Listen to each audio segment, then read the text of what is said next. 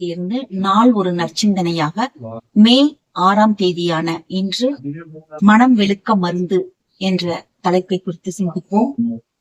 மனம் வெளுக்கும் மருந்து நமது மனதின் பதிவுகளுக்குள்ளாக உள்ள நமக்கு தேவையானது தேவையில்லாதது எல்லாம் மௌனத்தில் உட்காரும் போது வெளியில் வரும்.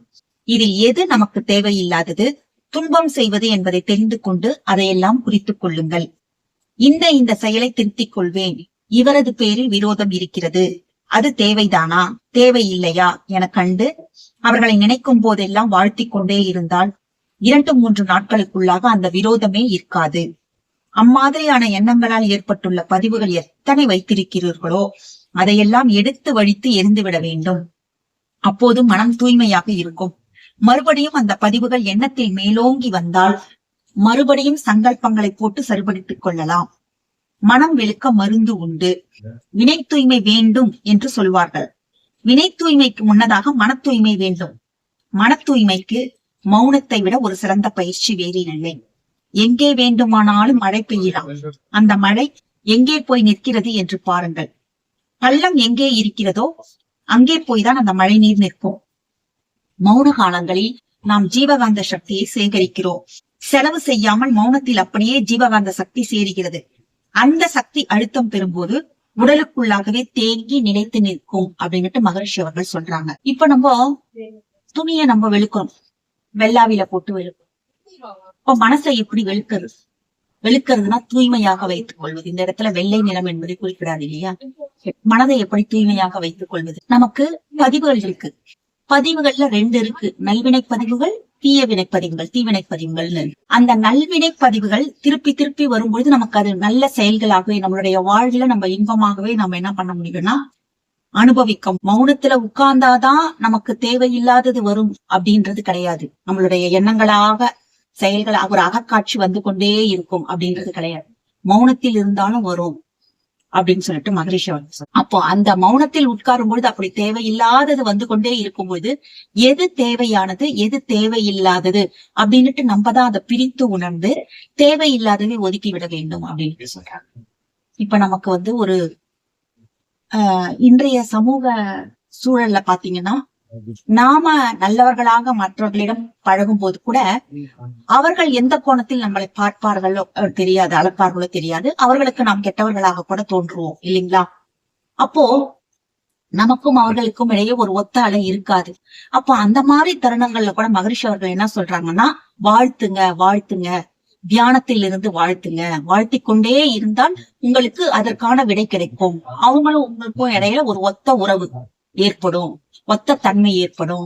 அவங்களுடைய மனதிற்குள்ளாகவே நாம இவர்களிடம் பழகலாம், இல்ல இவங்க நல்லவங்க தான், நம்ம தான் தப்பா நினைச்சிட்டோம் அப்படின்னுட்டு ஒரு எண்ணம் அவர்களுக்குள்ளாகவே ஊடாடும், கண்டிப்பாக தோன்றும் அப்படின்னு சொல்லிட்டு சொன்னாங்க. அப்போ அதெல்லாம் என்ன பண்ணணும்னா இந்த மௌன காலத்துல அந்த மாதிரி வரும்பொழுது நாம அகத்தாய்வு பண்ணி நம்ம எல்லாத்தையும் சரி பண்ணிக்கணும். முன்னாடி பேராசிரியர்கள் எங்களுடைய மன்றங்கள்ல பாத்தீங்கன்னா நல்ல மூத்த முதுநிலை பேராசிரியர்கள்லாம் வந்து கிளாஸ் எடுத்து இருக்காங்க. அப்போ அந்த மௌனம் வைக்கும் பொழுது பாத்தீங்கன்னா துரியத்துல இருந்து ஒரு துரியத்தை பண்ணிட்டு நம்ம என்ன பண்ணுவோம், அகத்தாய்வு தொடங்கும். ஆசை சீரமைத்தலா, எண்ணம் ஆராய்தல், ஆசை சீரமைத்தல், சினம் தவிர்த்தல், கவலை ஒழித்தல், அந்த மாதிரி தலைப்புகள்ல கொடுத்துருவாங்க. இல்ல நம்மளே பண்ணணும். இந்த தலைப்பை நம்ம எடுத்துக்கிட்டு பண்ணி பார்ப்போம். முதல்நிலை அகத்தாய்வுல வர அந்த மாதிரி நம்ம பண்ணி நம்மள என்ன பண்ணணும், சீரமைத்துக் கொள்ள வேண்டும். அப்போ வினை தூய்மை, வினைனா செயல் இல்லைங்களா? அப்போ வினை தூய்மை வேணும் அப்படின்னா வினை தூய்மைக்கு முன்னாடி மன தூய்மை இருக்கணும்னு சொல்றாங்க. மனசு எப்படி தூய்மை அடையும்? தியானத்தின் மூலமாக தான் நமக்கு மன தூய்மையானது கிடைக்கும். அப்பதான் நம்மளுக்கு அந்த எண்ணம் சொல் செயல்ல நல்லது வரும். எண்ணம் நல்லா இருந்தாதான், எண்ணம் வந்துட்டு பாத்தீங்கன்னா நாம நினைக்கக்கூடிய அந்த எண்ணங்கள் உடலிலே, உயிரிலே, வித்துவிலே, ஜீவகாந்தத்திலே, காந்த களத்திலே, அப்படி எல்லா கருமையத்திலே எல்லா இடத்திலையும் பதிகின்றது இல்லையா? அப்போ அது நல்ல எண்ணமாக இருக்கும் பொழுது அது நல்ல செயலாக உருவெடுக்கும். அதுவே நம்ம நல்ல எண்ணம் நினைச்சோம்னா நல்ல சொல்லாக வெளிவரும். அதுவே நல்ல செயலாக மலரும். அப்ப எல்லாருக்குமே நல்லது நடக்கும். அது மாதிரி நல்லது நடக்கும் பொழுது நமக்கும் நல்லதுதான் நடக்கும் அப்படின்னு சொல்லிட்டு சொல்றாங்க. இந்த மௌன காலங்கள்ல நம்ம மௌனமா உட்காரும் பொழுது நமக்கு ஜீவகாந்த சக்தியை நம்ம என்ன பண்றோம்னா சேகரிக்கிறோம். ஏற்கனவே நம்ம ஜீவகாந்த பெருக்க பயிற்சி அப்படின்றத வந்து நம்ம தீப பயிற்சி, கண்ணாடி பயிற்சியின் மூலமாக நம்ம சேகரிக்கிறோம். இன்னும் இந்த மௌன காலங்கள்ல இப்ப மழை பெய்யுதுன்னா சமானமான நிலத்துல என்ன பண்ணிது, அப்படியே ஓடி போயிடுது. ஒரு இடத்துல பள்ளம் இருந்ததுன்னா அந்த இடத்துல போய் தேங்கி நிற்கிறது. அது மாதிரிதான் நம்ம மௌன காலங்கள்ல நம்மளுடைய ஜீவகாந்த சக்தியை நம்ம சேகரித்து வைக்கிறோம். அதை நம்ம இது மாதிரி அகத்தாய்வு பண்ணி தற்சோதனை பண்ணி நம்ம என்ன பண்றோம், அதை சீரமைத்துக் கொள்கிறோம். நம்ம கிட்ட இருக்கக்கூடிய அந்த அருகுணங்களையும் நம்ம சீரமைத்துக் கொள்கிறோம். இந்த எண்ணத்தை சீரமைச்சுக்கிறோம், ஆசையை சீரமைத்துக் கொள்கிறோம். பாண்டிச்சேரியில அரவிந்தர் கேள்விப்பட்டிருப்பீங்கல்ல, அவரெல்லாம் பாத்தீங்கன்னா 32 ஆண்டு காலம் மௌனமாவே இருந்தாராம். எவ்வளவு ஒரு பெரிய விஷயம் பாருங்க. நம்மளுடைய ரமண மகரிஷி திருவண்ணாமலை மௌனமாவே இருக்காங்க. அப்ப நிறைய யோகிகள், குருமார்கள், நம்மளுடைய மகரிஷி இருக்கும் பொழுது பாத்தீங்கன்னா ஒவ்வொரு நவம்பர்ல இருந்து டிசம்பர் வரைக்கும் அந்த 1 மாத காலம் போட்டுருவாங்க. எனக்கெல்லாம் ரொம்ப ஆசை மகரிஷியோட போய் உட்கார்ந்து அந்த மௌனத்துல கலந்துக்கணும்னுட்டு. ஆனா அன்றைய காலகட்டங்கள்ல என்னால இயலாத நிலையினால நான் அதை பண்ண முடியல.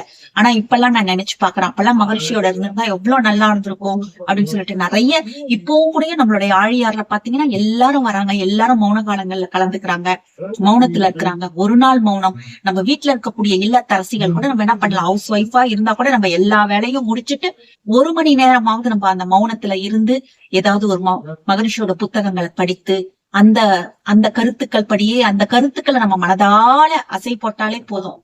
நம்ம இருக்கணும், நம்ம எப்படி இருக்கக்கூடாது அப்படின்றத நம்மள நாமே நம்ம என்ன பண்ணிக்கலாம், வினை தூய்மை செய்து கொள்ளலாம், மன தூய்மை செய்து கொள்ளலாம் என்று கூறி உரையை நிறைவு செய்கிறேன். வாழ்க வளமுடன்.